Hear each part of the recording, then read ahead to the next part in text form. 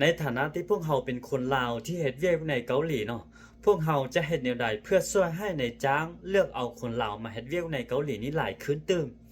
และช่วยให้รุ่นน้องที่มีความฝันอยากมาเฮ็ดเวียกอยู่ในเกาหลีนี้ได้มาไวเนาะอันนี้เป็น3จุดที่จะเสริมชวนคนลาวที่อยู่ในเกาหลีนี้ช่วยกันเฮ็ดเพื่อให้รุ่นน้องเนาะในจุดที่1ก็คือพวกเราที่มาเกาหลีก่อนเนาะเปรียบเหมือนว่าเราเป็นตัวแทนให้กับรุ่นน้องหรือว่าคนที่กำลังกล้าเกียมที่จะมาเกาหลีนี้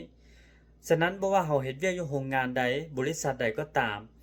เขาจะบ่เบิ่งว่าเราเป็นคนใหญ่สูงคนงามคนหล่อแบบใดเนาะแต่โดยรวมแล้วเขาจะเบิ่งว่าเราเป็นคนประเทศใดหลายกว่าหมู่และเฮ็ดเวียกแบบใดมีจิตใจเอื้อเฟื้อเพื่อแผ่บ่แล้วเวียกของเราแล้วเราไปช่วยหมู่เพื่อนบ่เราเสียสละหยังเพื่อโรงงานบ่จังซี่อันนี้จะเป็นจุดน้อยๆเนาะแต่เป็นจุดที่ว่าอาจจะจูงใจให้นายจ้างสามารถรับคนลาวมาตื้มอีกเนาะในจุดที่2ก็คือถ้าหากว่าบ่จำเป็นแท้ๆก็บ่อยากให้คนลาวเฮาย้ายเวียกหลายเนาะเพราะการย้ายเวียกนี้จะกลายเป็นจุดอ่อนจุดหนึ่งที่เฮ็ดให้นายจ้างบ่เลือกเอาคนลาวมาเฮ็ดเวียกอยู่เกาหลีแล้วตัวอย่างสมมุติว่าเฮาเป็นหัวหน้าแล้วเฮาไปเลือกเอาคนประเทศใดประเทศหนึ่งมาเฮ็ดเวียกนำเฮาเนาะแต่มาฮอดแล้วผัดอยากเปลี่ยนเวียนไปเฮ็ดอยู่บ่อนอื่นเนาะเฮาเองอารมณ์ก็บ่ดีเนาะและมีโอกาสน้อยหลายที่เฮาจะกลับไปเลือกเอาคนประเทศเก่านั้นมาเฮ็ดเวียกนำเฮาเนาะอีกอย่างหนึ่งก็คือการที่คนหนึงย้ายเวียกแล้วเนาะมันจะส่งผลบ่ดีให้กับหมู่เพื่อนที่มานำกันเนาะจะเฮ็ดให้เขาอยากย้ายเวียกตามเฮาฉะนั้นเบิ่งภาพโดยรวมแล้วเนาะ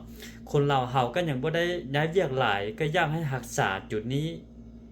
ดีไว้ให้รุ่นน้องเนาะ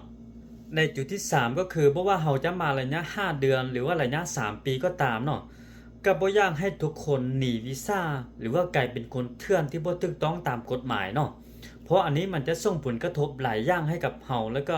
ประเทศของพวกเฮานำเนาะ1มาเวลาที่เฮากลับเนาะเฮาก็จะถูกขึ้นบัญชีดำถูกปรับหมายเงินเนาะอันนี้เป็นจุดที่บ่ดีเลยอันที่2มาเวลาที่เฮาเจ็บเป็นเนาะมันก็เป็นสิ่งที่ยุ่งยากให้กับพวกเฮาหลายเนาะอันนี้เป็น3จุดที่อยากให้คนลาวที่อยู่ในเกาหลีนี้ช่วยกันเฮ็ดนำกันเพื่อให้รุ่นน้องและเพื่อให้ตัวเฮาเองเนาะ